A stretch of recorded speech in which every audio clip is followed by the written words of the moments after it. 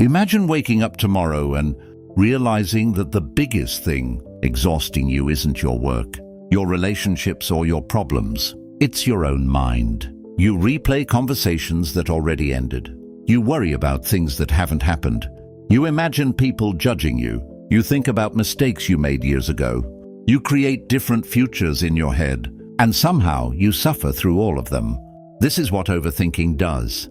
It makes you fight battles that don't exist, solve problems that haven't happened, and relive moments you can never change. But here's the truth. You don't need to stop thinking. You need to stop allowing every thought to control you. Because your mind can become your greatest weapon or your greatest prison. The difference isn't how many thoughts you have. The difference is whether you choose which thoughts deserve your attention. The Stoics understood this long ago. Marcus Aurelius faced war, pressure, betrayal, and uncertainty. Yet he repeatedly reminded himself to focus on what was within his control. That lesson is still powerful today. Your mind doesn't become peaceful when life becomes perfect. Your mind becomes peaceful when you stop demanding that life be perfect. Think about how often you ask yourself, what if something goes wrong? What if they don't like me? What if I fail?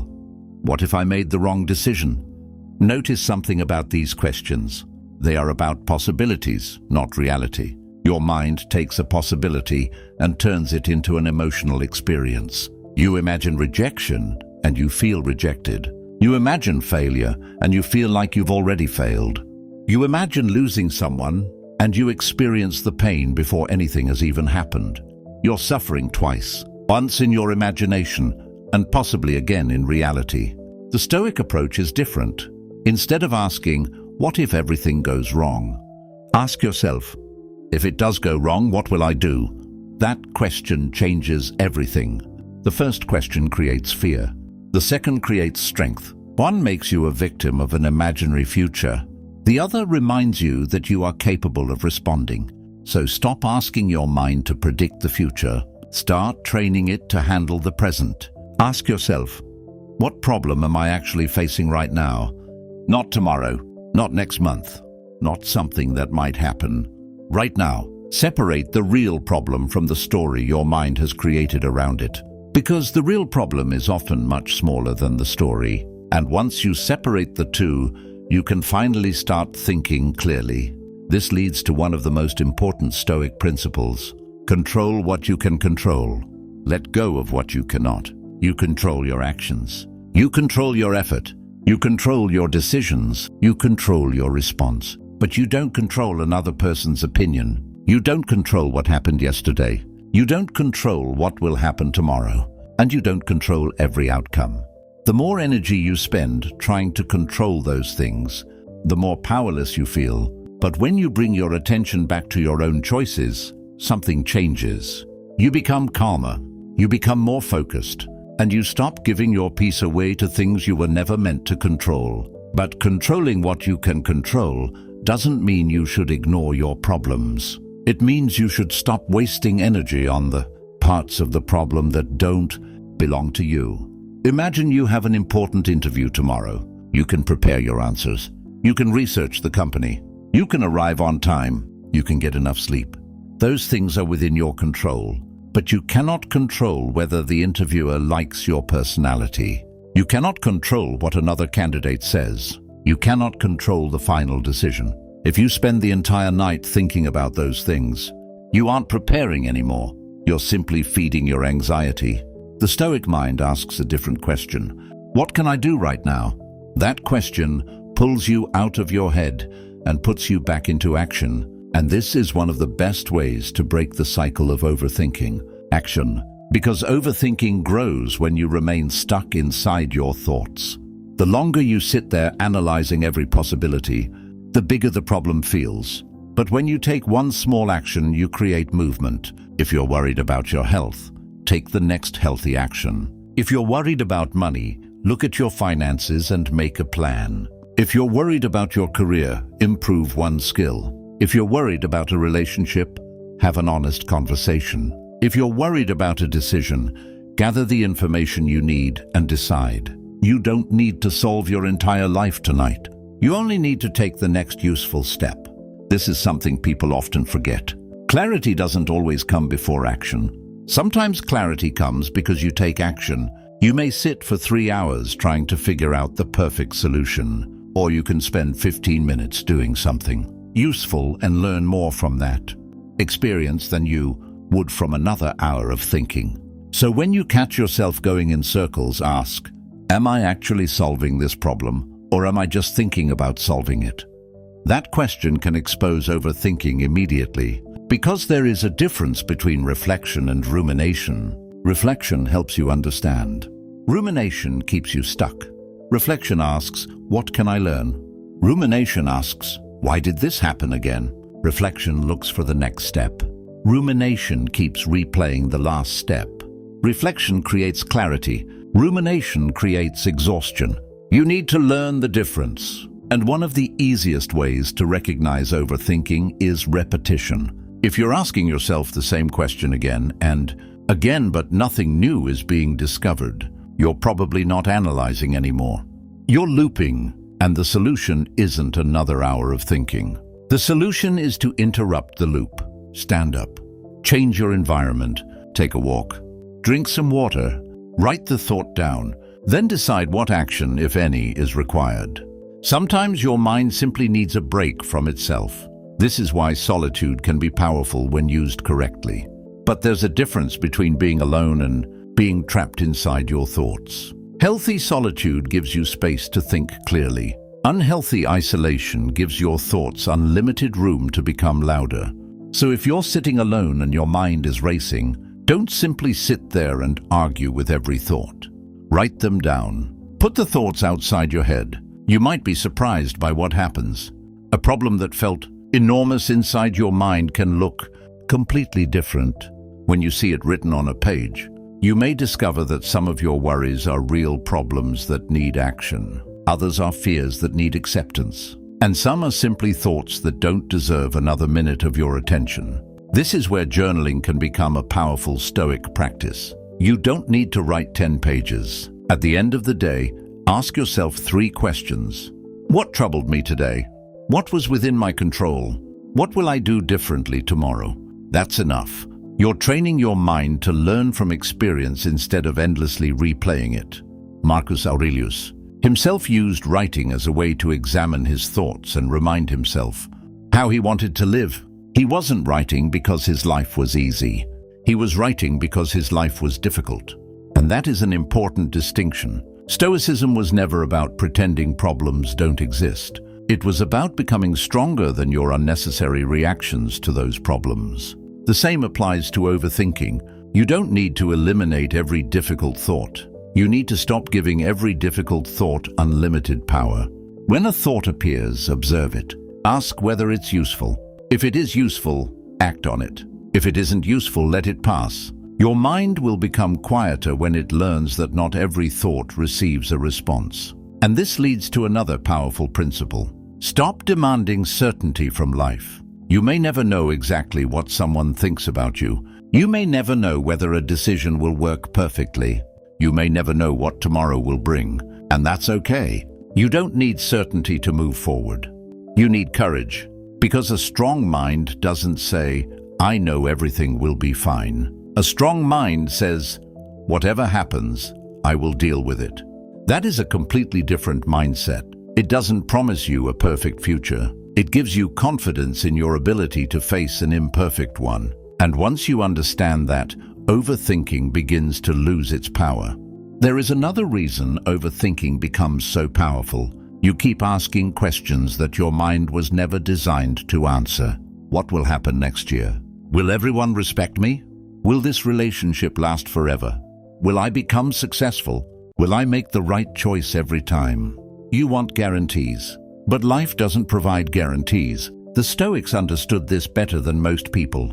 They didn't build their peace on the assumption that everything would go according to plan. They built their peace on the belief that they could meet whatever happened with strength and discipline. That difference can completely change the way you live. Instead of needing to know exactly what will happen, you start asking yourself, who do I want to be when it happens? That is a much stronger question, because you may not control the outcome, but you can control the person you become while facing it. If you lose an opportunity, you can choose to learn. If someone rejects you, you can choose dignity. If someone disrespects you, you can choose self-control. If you make a mistake, you can choose responsibility. If your plans fail, you can choose to adapt. This is how mental strength is built. Not when everything goes perfectly, but when reality refuses to cooperate with your expectations. And this is exactly why you need to stop overthinking every possible outcome. Your job is not to predict every problem. Your job is to become capable of handling problems. Think about a person who is afraid of driving because they imagine every possible accident. They may spend hours watching videos, checking routes, imagining what could go wrong, but eventually they still have to get into the car. Preparation is useful. Fear disguised as preparation is not. The same thing happens in everyday life. You can prepare for an important conversation, but eventually you have to have it. You can research a decision, but eventually you have to decide. You can plan your future, but eventually you have to live today. There comes a point where more thinking stops being preparation and becomes avoidance. You need to recognize that point. Ask yourself, am I thinking because I need clarity or because I'm afraid to act? Be honest. Sometimes the answer will be uncomfortable. You aren't confused. You're afraid. You're not waiting for the perfect moment. You're avoiding the possibility of failure.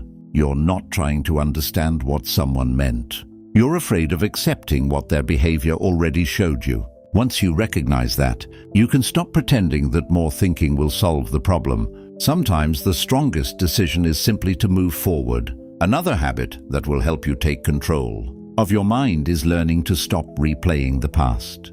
The past is one of the favorite places for an overthinking mind to live. You think about what you should have said, what you should have done, what you should have noticed, what you could have changed.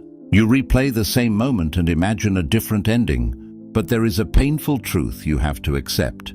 You cannot go back. You cannot edit yesterday. You cannot have the conversation again with the knowledge you have today. You can only learn from the person you were. And this is where regret becomes useful. Regret is useful when it teaches you. It becomes destructive when it punishes you. If you made a mistake, ask, what is this teaching me? Then learn the lesson. Don't turn the lesson into a life sentence.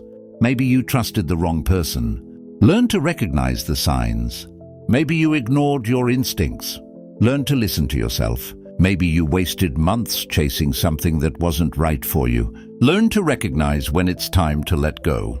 The mistake can become wisdom, but only if you stop carrying it as punishment. Marcus Aurelius understood that every moment could be used as an opportunity to practice virtue. Even difficult experiences could become training. That is a powerful way to look at your own past. Instead of saying, I wish this never happened, try asking, what did this experience teach me that I couldn't have learned any other way? You don't have to love what happened. You don't have to pretend it was fair. You simply have to refuse to let it control the rest of your life. And there is another form of overthinking that almost everyone experiences, worrying about what other people think. You post something online and check how many people liked it. Someone doesn't reply and you wonder why. Someone gives you a strange look and you spend the rest of the day wondering what they meant. You make a decision and immediately start asking whether everyone will approve. But here's the problem. You are trying to manage an audience that exists mostly inside your imagination. You cannot control what people think about you. And even if you could, you couldn't control everyone. One person will admire you. Another will criticize you. One person will understand you. Another will misunderstand you. One person will support your decision. Another will tell you that you're making a mistake. If your peace depends on everyone approving of you, you will never have peace. The Stoic solution is not to become arrogant. It is to stop making other people's opinions the foundation of your identity. Ask yourself, did I act according to my values? Did I do what I believed was right? Did I give my best effort? If the answer is yes, then let the opinions of others remain where they belong, outside your control. Your life becomes much lighter when you stop trying to be understood by everyone. You don't need everyone to agree with you. You need to be clear about who you are. And that clarity gives your mind something overthinking cannot give you: direction. When you know your values, your decisions become easier. When you know what matters, distractions become weaker. When you know what you control, unnecessary worry begins to disappear. You don't need to know everything. You just need to know your next right action. The more you understand yourself, the less you need to overthink everything. You begin to realize that not every problem needs an immediate answer. Not every thought needs to be investigated. Not every emotion needs to become a decision. Sometimes you simply need to pause. Take a breath and give your mind enough space to settle. When your thoughts become overwhelming, return to something simple. Look around you. Notice where you are. Notice your breathing. Feel your feet on the ground. Then ask yourself, what is actually happening right now? Most of the time, you'll discover that this exact moment is much more peaceful than the story inside your head. The future may contain problems. The past may contain mistakes. But right now, you have an opportunity to choose your next action. And that is enough. Remember, the goal isn't to become someone who never worries. The goal is to become someone who knows what to do when worry appears. You notice the thought. You question it. You separate what you can control from what you cannot. Then you act on what is yours to act on, and you let the rest go. That is how you slowly take control of your mind. Not in one dramatic moment, but through thousands of small decisions. Every time you refuse to replay the same conversation, you become stronger. Every time you stop predicting disasters, you become stronger. Every time you choose action over endless analysis, you become stronger. Every time you accept what you cannot change, you become stronger.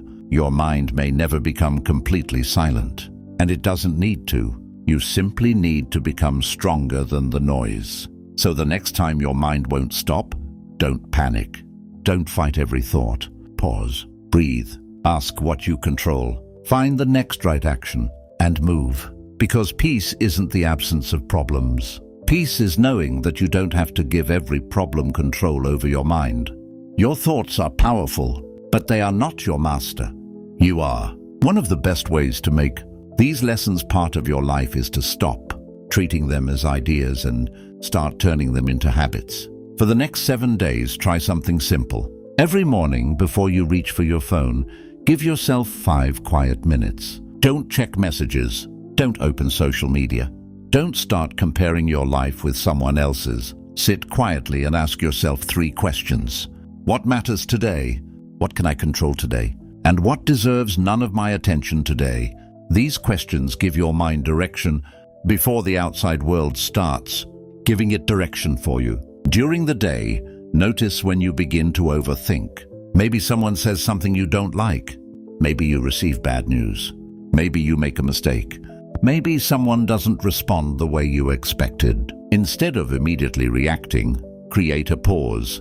That pause is powerful because between what happens and what you do next, there is a moment where you can choose. And that choice is where your freedom lives. You can choose to react emotionally, or you can choose to respond intentionally. You can choose to continue the mental argument, or you can choose to return to the present. You can choose to worry about what you cannot control, or you can choose to act on what you can. At night, take another 5 minutes. Ask yourself, what did I overthink today? Was it actually within my control? What could I have handled differently?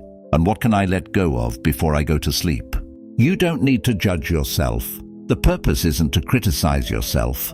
The purpose is to train yourself. Because mental strength isn't built by being perfect. It's built by noticing your patterns and correcting them. Over time, you'll begin to catch yourself earlier.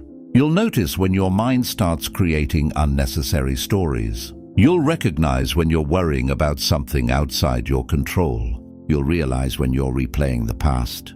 And eventually you'll be able to say, I've been here before.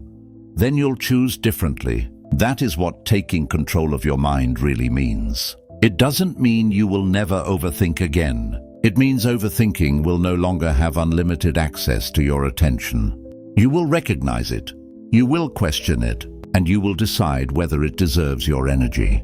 There will still be difficult days. There will still be uncertainty.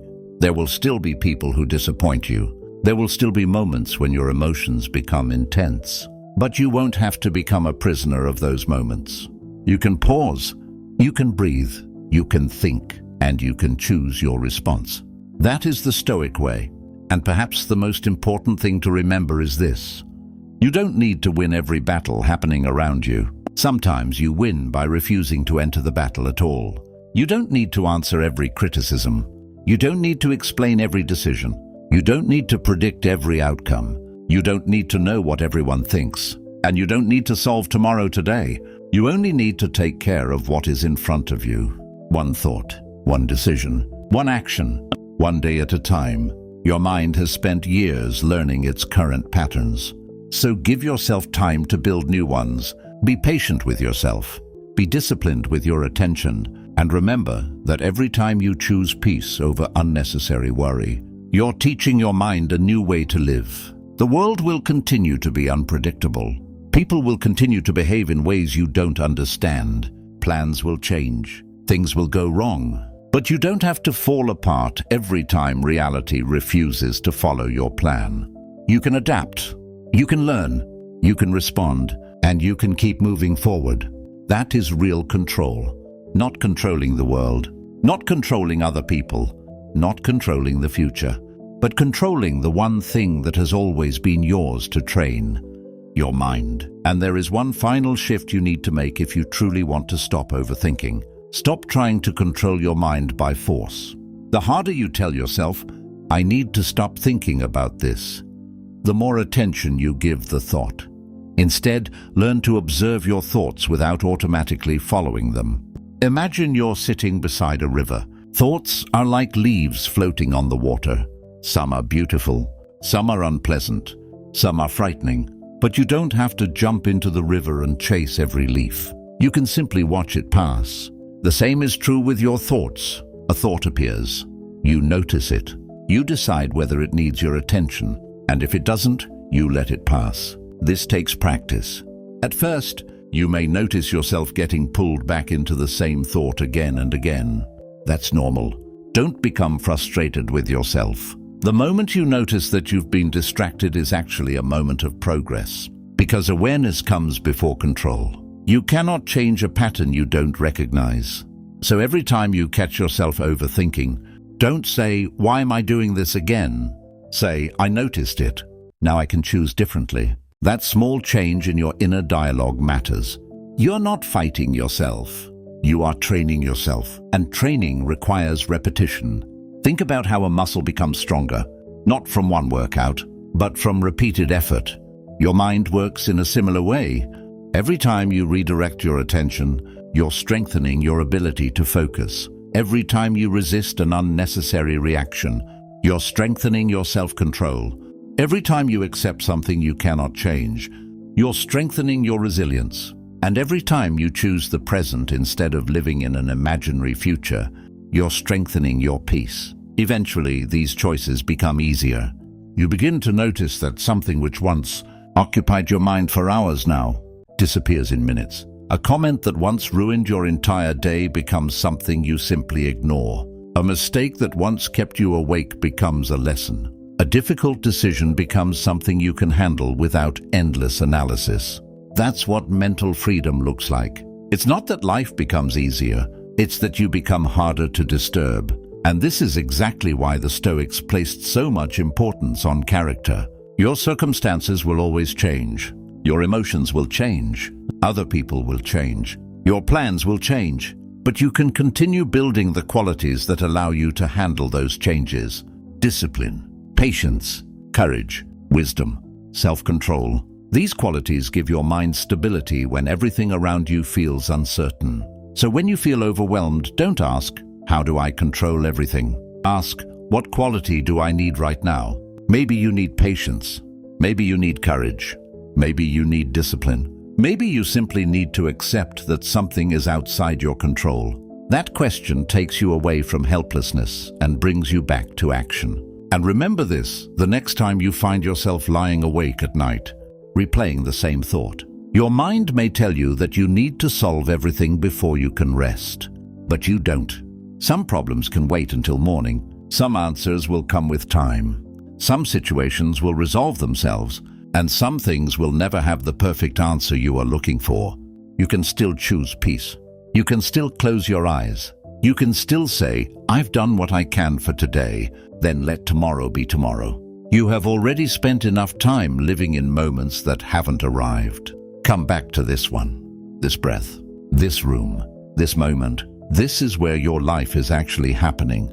And if you can learn to return here again and again, you will discover something powerful. Overthinking loses its power when your attention stops feeding it. You don't have to defeat every thought.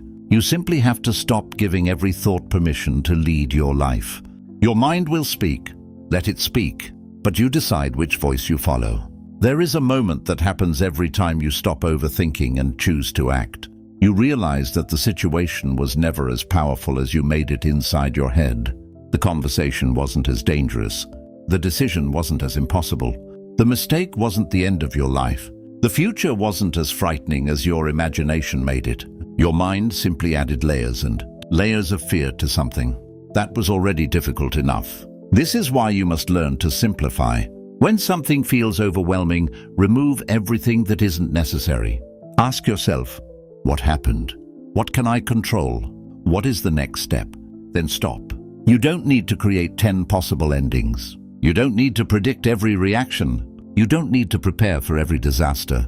Take the information you have, make the best decision you can, and move forward. If new information appears tomorrow, you can adjust tomorrow. That is how resilient people think. They don't need to know everything in advance. They trust themselves to adapt. And that is a form of confidence that overthinking can never give you. Overthinking says, "I need certainty before I move." Confidence says, "I can move even when I'm uncertain."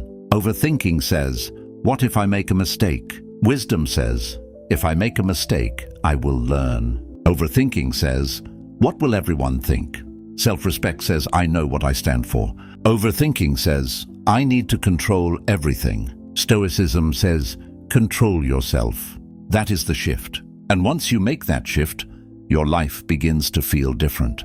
You stop checking your phone every few minutes, waiting for someone's response. You stop replaying conversations looking for hidden meanings. You stop imagining what people might be saying about you.